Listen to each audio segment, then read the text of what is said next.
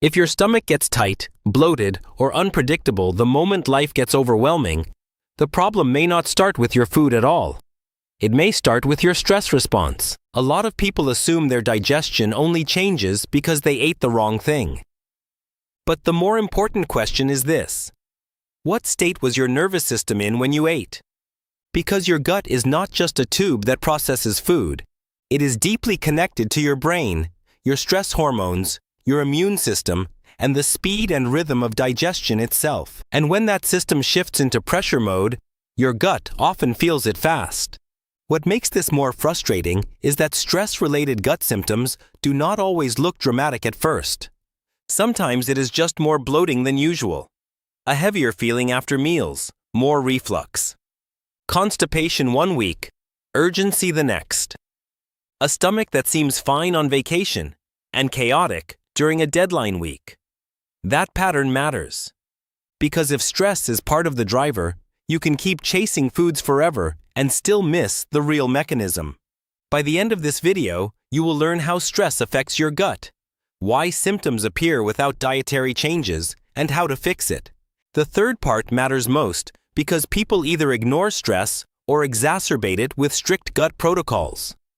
I'll share a hidden gut stress link that explains why usual approaches fail. So let's start with the thing most people miss. Stress changes your body's priorities. When your brain senses pressure, whether that pressure is emotional, mental, physical, or even just ongoing poor sleep, your body shifts resources toward survival functions. That is useful in a real emergency.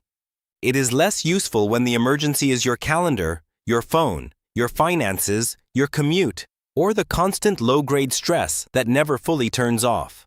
In that state, digestion becomes less smooth, less coordinated, and sometimes less efficient. Your gut does not work best when you are rushed, tense, and distracted. It works best when your body feels safe enough to digest. That does not mean you have to be perfectly relaxed to eat. It means your nervous system state helps determine how well your digestive system can do its job. And once you understand that, a lot of confusing symptoms start to make more sense. Coming next is the brain-gut communication link most people ignore, and why it may explain your most unpredictable symptoms. The first mechanism is that stress can change gut motility, meaning the speed and rhythm at which food moves through your digestive tract. In plain language, stress can make digestion feel slower, faster, or just more erratic. For some people, that means food seems to sit heavily in the stomach. For others, it means cramping, urgency, or looser stools. And for many people, it means both, depending on the week, the meal, and the intensity of stress. This is one reason stress-linked digestion can feel so confusing. The same underlying pressure can show up differently in different people. You might not have the same symptoms as someone else, but the root pattern can still be similar. The brain and the gut communicate constantly. This connection is often called the gut-brain axis. It is not a trendy phrase. It is a real two-way communication system involving nerves, hormones, immune signals, and the microbes that live in your gut. When your brain senses stress, your gut receives that message. And when your gut becomes irritated or inflamed, your brain hears that too. That is why digestive issues can worsen stress, and stress can worsen digestion, creating a loop that is hard to break if you only focus on one side of the equation. A review in Current Opinion in Behavioral Sciences described how stress, mood, diet, and the gut microbiota influence each other in both directions. The short version is simple. Stress can reshape the gut environment, and the gut environment can feed back into how you feel and function. But here is where it gets really interesting. Stress does not just change how your gut feels. It can also change how sensitive your gut becomes. That means a normal amount of gas, pressure, or movement may suddenly feel much more noticeable. This is one reason why bloating can feel worse during stressful periods, even if your meals look almost identical to what you normally eat. Sometimes the issue is not just more gas. Sometimes it is a more reactive gut and a nervous system that is on higher alert. And that brings us to the gut-brain signal most people ignore. The vagus nerve is one of the major communication highways between the brain and the digestive system. You do not need to memorize anatomy to understand the takeaway. Up next, the hormone that rewires your gut, and why it matters more than you think. When your body is in a calmer, more regulated state, the systems that support digestion tend to work better. When you are in a chronically activated state, digestion often becomes less coordinated. That can affect stomach emptying, intestinal movement, digestive secretions, and your overall sense of comfort after meals. Stop for a second and think about what that means in daily life.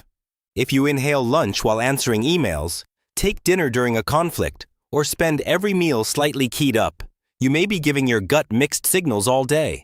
Then later, you blame the carbs, the beans, the fruit, the salad, or the supplement. Sometimes food really is part of the story. But sometimes, food is just arriving in a body that does not feel safe enough to process it smoothly. Now, none of this means stress is the only reason someone has gut symptoms. And it definitely does not mean serious symptoms should be brushed off as stress. But it does mean stress deserves a real seat at the table. Ignoring this drives people towards stricter protocols, more anxiety, isolation, and symptom checking, which only sustains the cycle. The next layer is cortisol. Cortisol is one of the main hormones involved in the stress response. It is not bad, you need it. But when stress becomes chronic, poorly timed, or constantly re-triggered, cortisol patterns can become part of why digestion feels off. Research has shown that stress can alter permeability in the gut, and can do so more strongly in people with elevated cortisol responses. In one human stress experiment, intestinal permeability increased after an acute stressor, especially in those with higher cortisol. That matters because a more stressed gut lining can contribute to inflammation, discomfort, and symptom sensitivity. Here is the plain language version. Stress does not just live in your head. It can show up in your gut barrier, your immune signaling, and the way your digestive tract responds to meals. That does not mean every bloated stomach is a cortisol problem. But it does mean the stress response can change the environment in which digestion happens.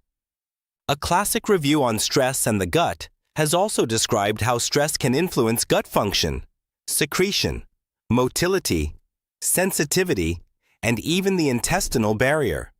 Again, that is a lot of pathways. Once you see how these pathways connect, your symptoms will make sense. And the next section shows you why. This is why high stress can cause digestive issues like reflux, nausea, cramping, or bloating, even without a specific food trigger. If stress, poor sleep, or overexertion worsen your digestion, that's a warning sign worth paying attention to. Your gut is not failing randomly. It is responding to context. Now let's talk about bloating, gas, and bowel changes, because this is where people usually start searching for answers. Stress can change bloating for a few reasons. First, when digestion slows, food can sit longer and feel heavier. Second, altered motility can change how gas moves through the system. Third, stress can increase gut sensitivity, so the same pressure feels bigger. And fourth, chronic stress may influence the gut microbiome over time, which can affect fermentation patterns and inflammation.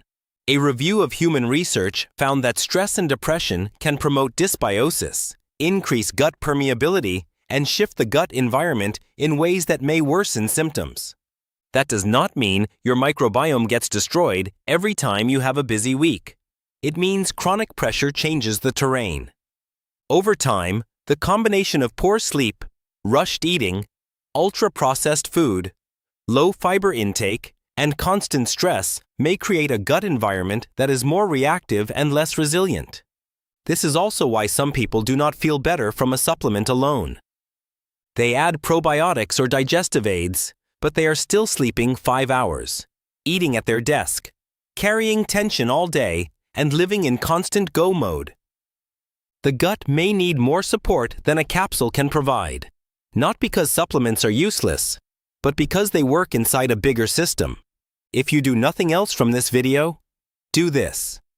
Stop treating digestion like a purely mechanical food math problem. Digestion is also a nervous system problem, a timing problem, a pace problem, and sometimes a recovery problem. No supplement can fix a body that's always in overdrive.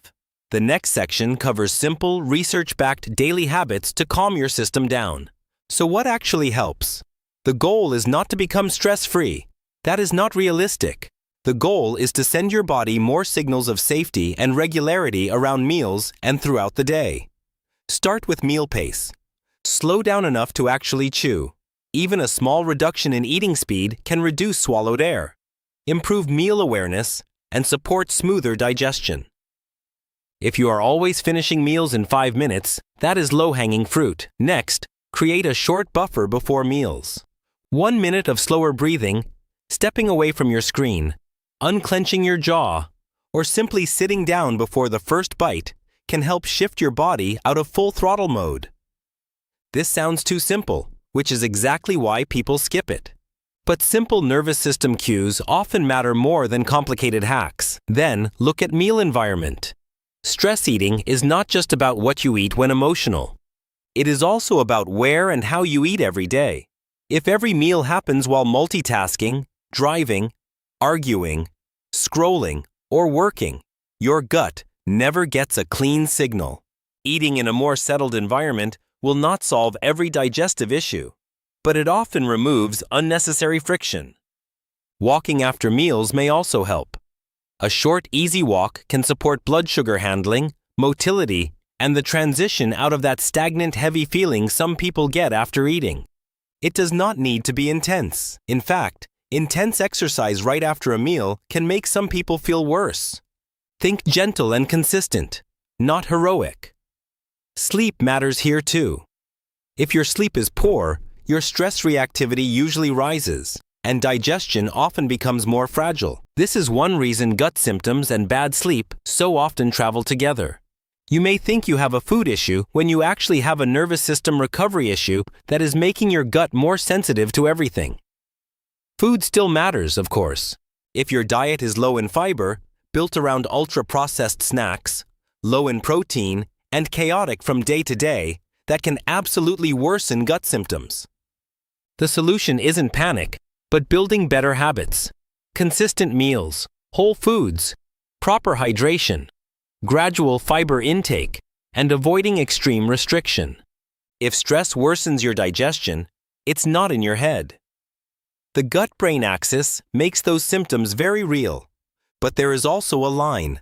And the final section covers when stress alone does not fully explain the picture and what to do about it. Altered motility is real. Increased sensitivity is real. Changes in the gut environment are real.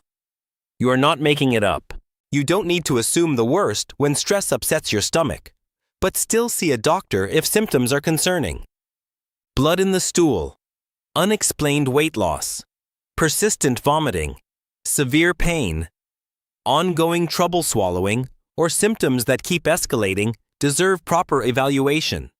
Stress can amplify symptoms, but it should not be used as a reason to ignore red flags. For everyone else, the practical path is often surprisingly grounded. Slow meals down. Create a pre-meal buffer. Walk after eating. Improve sleep where you can. Reduce the constant pressure load. Build a diet that supports gut resilience instead of swinging between perfection and chaos. Track patterns, not just meals.